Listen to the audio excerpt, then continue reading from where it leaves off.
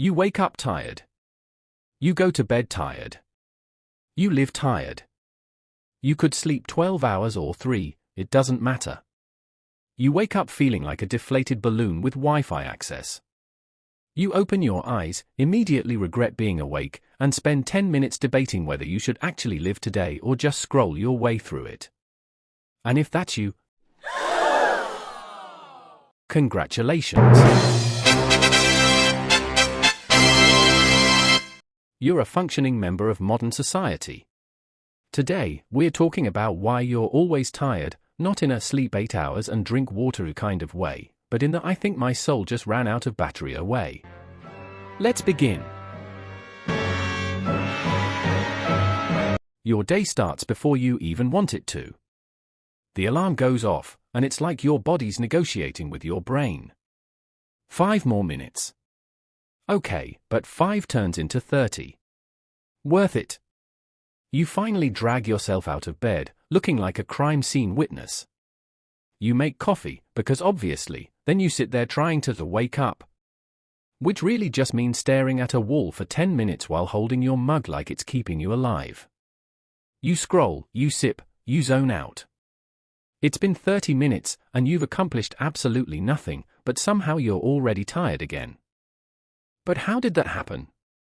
How did an entire generation go from rise and shine to awake and whine? Let's rewind a little. Back in the Industrial Revolution, people worked long hours, yes, but there was a rhythm. Work ended when the sun did. No emails. No notifications. Number 3 a.m. panic about unfinished Google Docs. They were physically tired, not mentally fried. Then came electricity, and with it, light at night. The 20th century said, what if we just never stop? And the world said, bet. Factories ran 24/7. Humans learned to run like machines. And somewhere in between that and the invention of the smartphone, we forgot how to rest.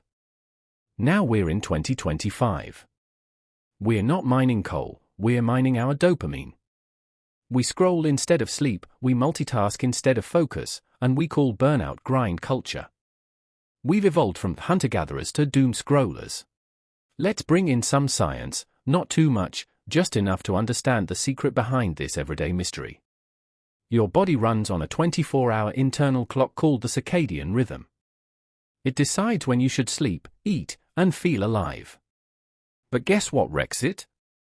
Blue light, caffeine, and stress, the holy trinity of the modern adult diet. Every notification you check at 1 a.m., that's your body saying, I thought we were hunting mammoths, not replying to memes. Historically, your ancestors woke up with sunlight and slept when it got dark. Now, you sleep when the Wi-Fi signal gets weak.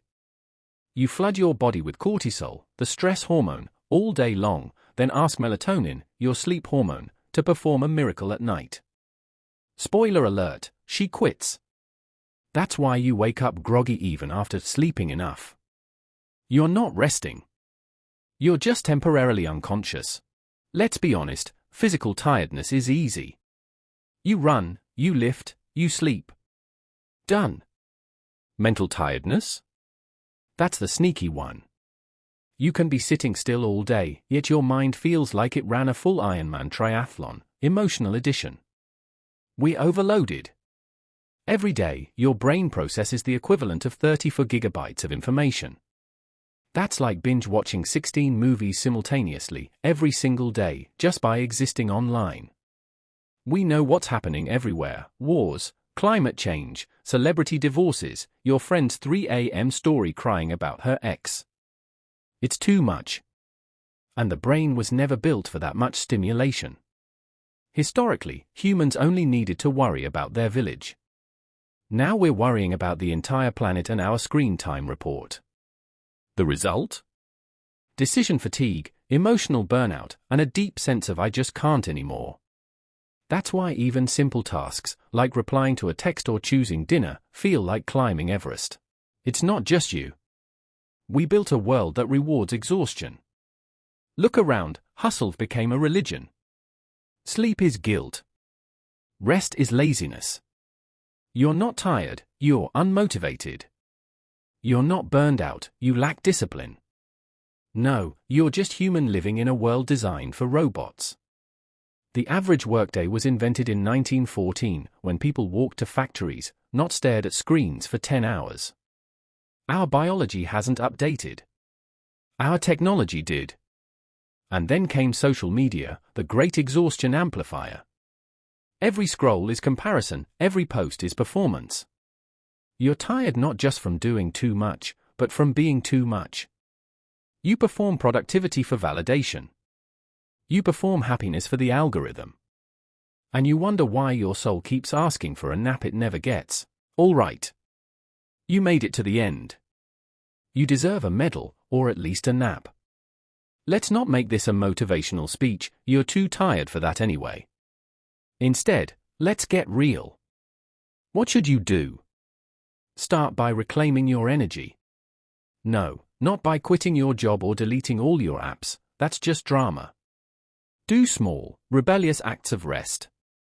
Sleep when you're tired, not when your to-do list says so. Take your phone out of your bed like it's a toxic ex. Eat actual food. Water your plants. Go outside without headphones. Let yourself do nothing, and call it something, recharging. Because the truth is, tiredness isn't just about sleep. It's about being constantly on. And you can't rest if your soul never clocks out. So, why are you always tired? Because you were never taught to rest in a world that fears silence. But maybe, just maybe, you can teach yourself again. So next time you say, I'm just tired, remember, it's not weakness. It's a symptom of being alive in a world that runs on chaos and caffeine. Rest isn't the opposite of progress. It's the foundation of it. You don't need to earn rest. You just need to remember, you're not a machine. You're a human with Wi-Fi and a heartbeat, and both deserve a reboot sometimes. Now go. Close the app. Take a breath. And if you fall asleep, congratulations, you've already begun. Before you scroll to the next video, think about this: do you want rest, or just the idea of having time to rest? And hey, don't forget to like, share, comment, and subscribe. Or don't, just know that your next thought might be, why didn't I subscribe to that weirdly relatable channel?